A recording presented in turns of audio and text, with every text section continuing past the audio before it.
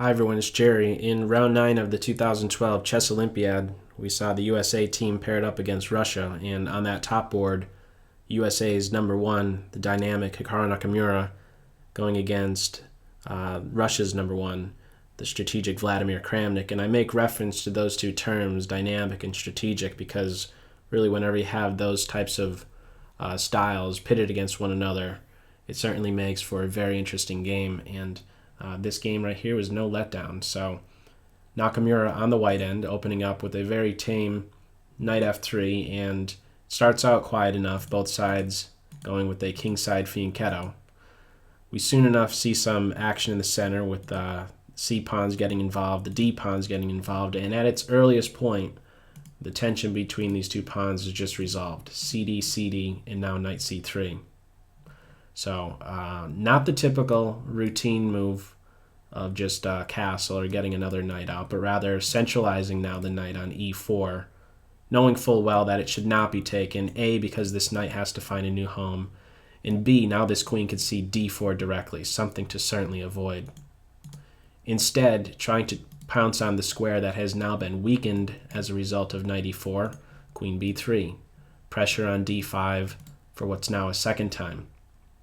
Knight takes knight, b takes knight, and we have a slight imbalance with regard to the pawn structure. If this pawn is still on b, then it's just completely symmetrical, but now that the pawn is converted to a c pawn, it's there to reinforce d, and this structure that I have highlighted, these two pawns are really going to want to stay as is.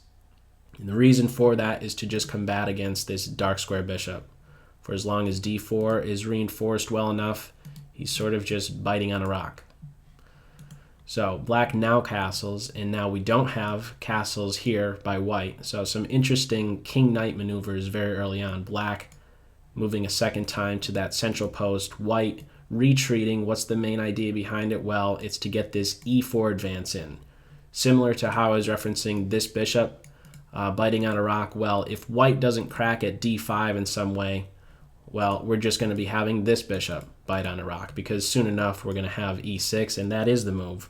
That is the response that black now runs with. There's not really anything better here. Playing the bishop here, not to be recommended. Not only are you dropping the pawn, but really just obstructing any central pawns from moving is something to shy away from. So knight d2 is played, e4 is on the cards, e6 first to reinforce d5, e4 follow through, swing the back completely around. You do knight d2 to follow up with e4. We have just that. Knight c6, the pressure against this pawn for the moment is ignored, and for good reason. It simply just can't be taken right now. I mean, there's not, or I shouldn't state it like that, it can be taken, but what do you accomplish after the in-between shot, knight a5? The queen is kicked away from the defense of this pawn, and soon enough we're just going to have e takes d. If you play queen b5, she gets kicked around again, and eventually we just have that pawn being recaptured.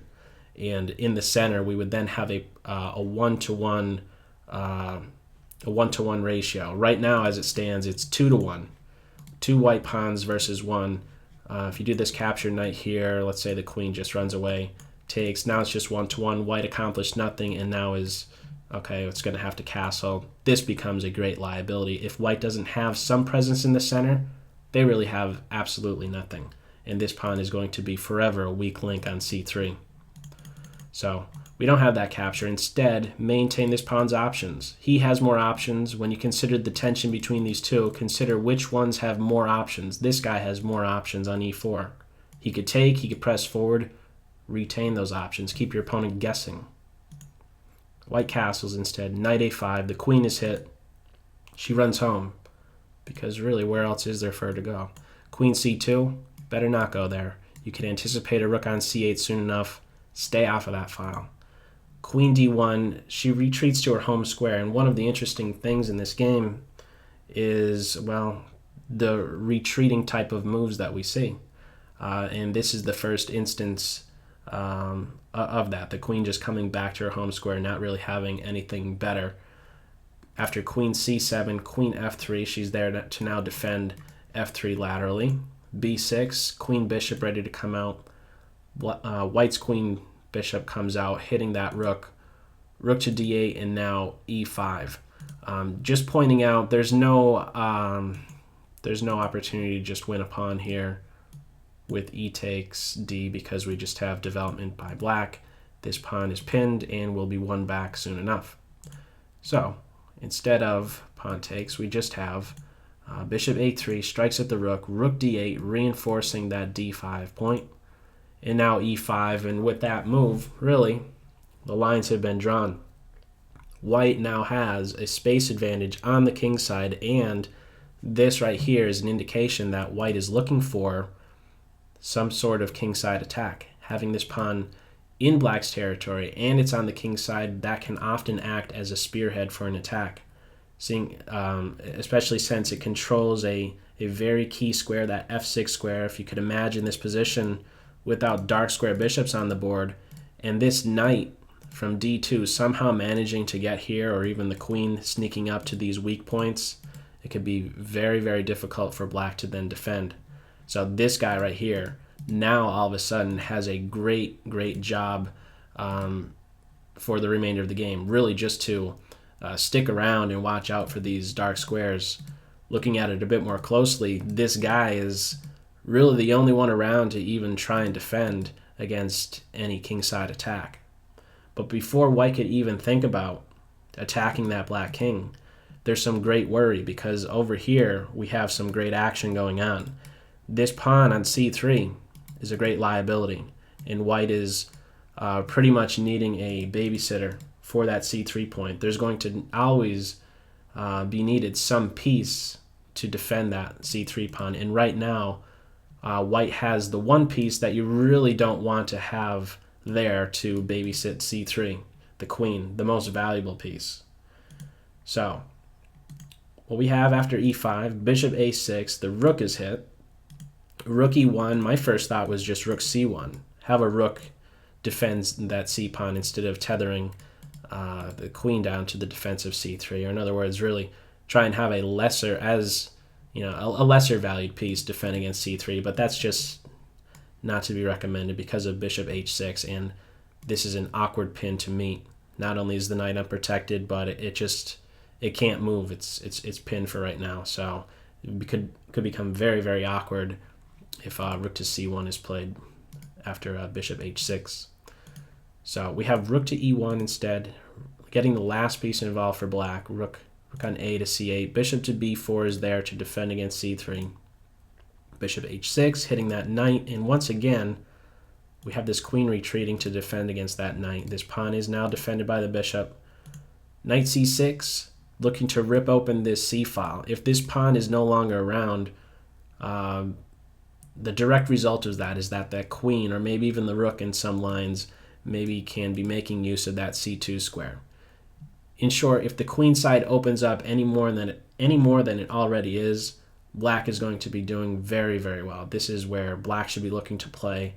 White is trying to hold everything together on the queen side so that there could somehow be an attack against the king, starting with getting this h-pawn involved. But there's more direct things needed by white right now. There's pressure on this bishop. Has to react. Bishop a3 is played. Knight a5, going back. Bishop b4, knight c6, bishop a3, knight a5. When I was first reviewing this game, I thought, are we going to see bishop b4 and these guys shake hands? That did not happen. Knight to b1. White could have just went with the draw right here, but again, this is a match that's going on here, looking to really go all out, looking for a win right here is Nakamura with knight to b1. And if you're one to pay close attention to a computer evaluation as you're going through these games, you'll see a great, well, not a great shift, but some shift right here. Before this knight b1 move, it's roughly equal, and now black is slightly ahead by maybe something like 0.4, which is not really anything so great, but certainly going all out, trying to win at all costs, retreating a knight in this middle game stage to its home square just to defend this pawn is very, very uncommon. Just completely so rare. We have b5 at this point. looking to eventually get in b4, something like knight c6, b4 to break at this c3 point. Until something else can crack at c3, these guys are just kind of stuck. They're not able to really have a great influence in the position. One other idea that I thought about here is why not just play knight to c4, putting pressure on this bishop, and now the threat is just to take, and then, okay, this pawn is going to be hit. Well, now the bishop runs back home as well.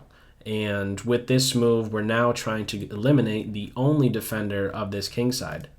And maybe best is just to avoid the dark square bishop exchange, but I also see maybe some possibility of just taking, and as a follow-up for black, to look to reposition this knight from this c4 square. When I saw this position, when I was reviewing for this game, I was reminded of an over-the-board game, one of the last few over-the-board games that I played, where my opponent had something similar to this situation, where I had a liability in that of my c3 pawn, and my opponent was able to just plant up on that the square just in front of it. But it turned out to not be so great, because for as long as that piece remained there, that c3 point, that the pawn that I had in my game, and in this case the pawn that Nakamura has, is not accessible. The knight kind of interferes, in short, not only with the bishop, but mainly with these heavy pieces. The knight would much rather be on a different square.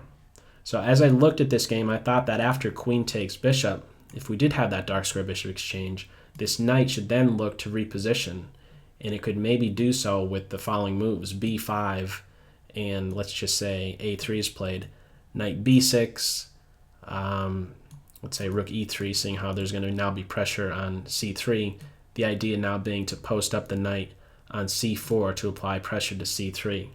This is maybe a direction that black could have gone in, and I think things could have certainly been very, very awkward. Of course, this bishop is not the best piece in the world, but this knight isn't so great either, and white is completely constrained to defending c3 if this were to come up on the board, if we did have black run forward with the dark square bishop exchange, or maybe said better, if black did run with knight c4 and we had the bishop retreat and the dark square bishops come up, maybe b5, knight b6, knight a4 to pinpoint c3 and allow the queen to hit c3 would have been a way to go. We didn't have that, but an interesting variation nevertheless, at least from as far as I could tell. I thought that was an interesting line. But nevertheless, knight b1 is played. We don't have the knight pivoting on c4. Instead, it's b5. Again, looking for knight c6, b4 idea. h4, finally some action on the king side, looking to engage with that g6 pawn, maybe even press forward one day to h6 and act as some thorn, maybe to control g7.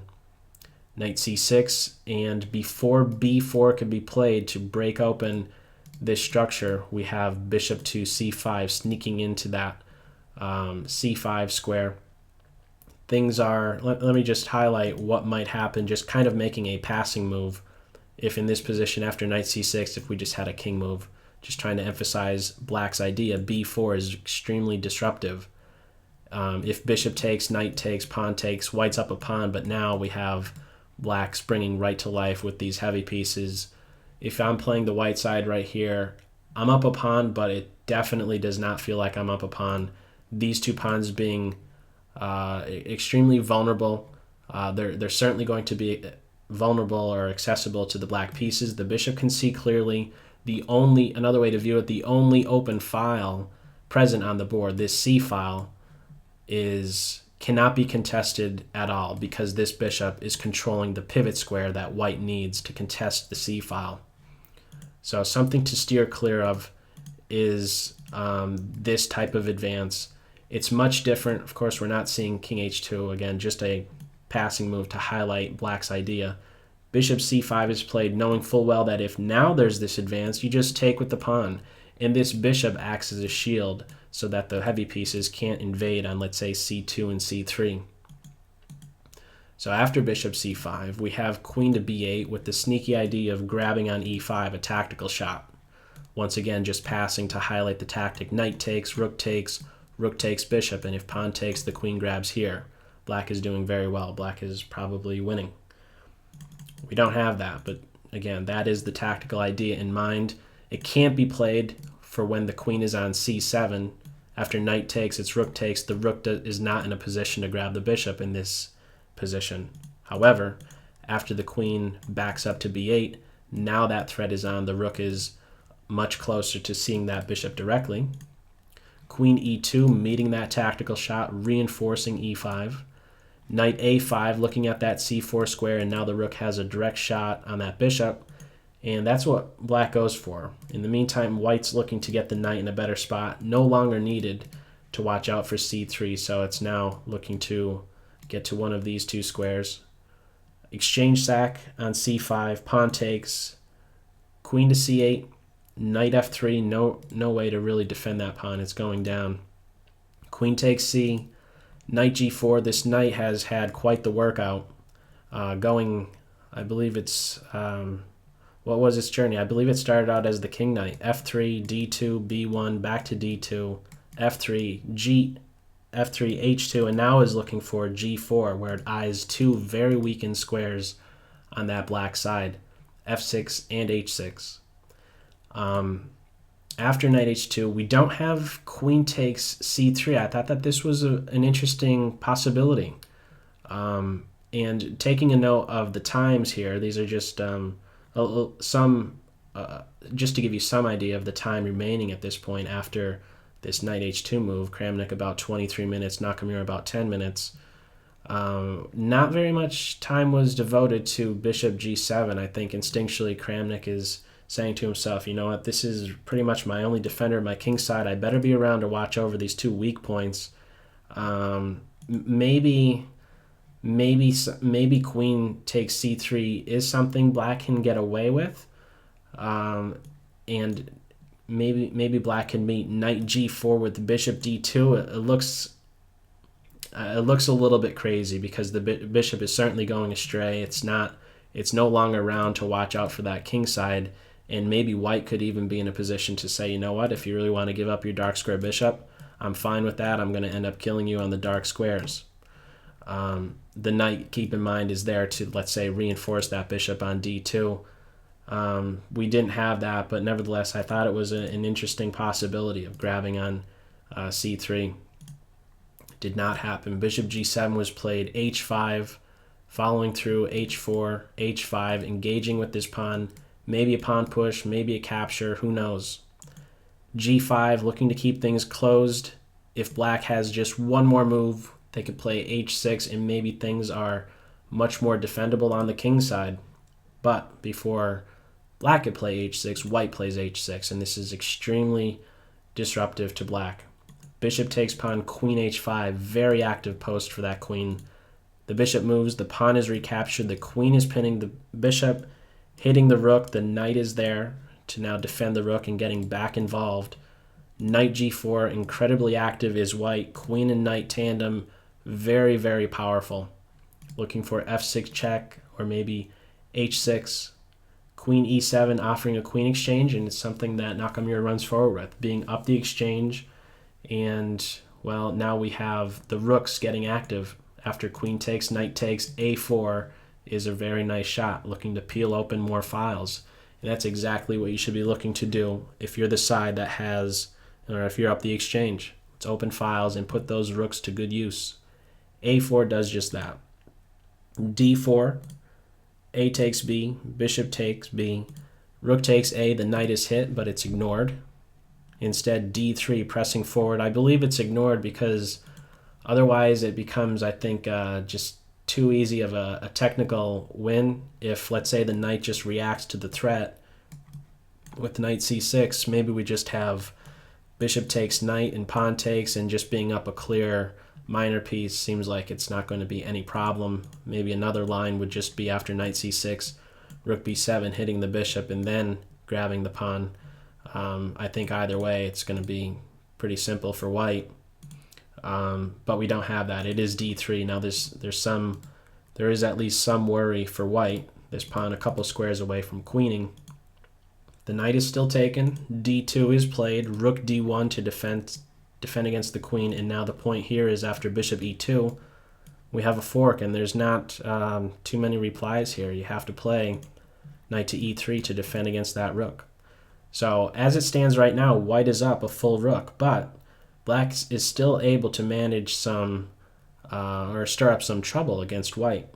Right now, okay, white is up a rook, but you might as well already start to view it as white just being up a minor piece. Soon enough, we're going to have bishop takes rook, but black does well to just keep just the pressure on the rook. It can't go anywhere. It's almost like the bishop is pinning the rook to the d1 square. If it moves, we're just going to have that pawn advancing. So after knight e3, bishop takes pawn. c4, this is passed. It starts to get rolling, and this is going to be a key factor in this endgame. h5, looking to engage with g3. The main point here is that after rook a7 and h4, if white now takes, which is actually quite all right to do, we would have bishop f4 putting pressure on the knight. If this position did spring about, what would be the best move here is the rook just coming all the way back to a1, seeing how the knight is soon enough not going to be around to defend against d1. You just have the rooks coming back, and this is just another route that white could be running forward with, eventually getting this pawn rolling and getting the king involved as well, maybe even getting the bishop involved in this way, making use of that f1 square.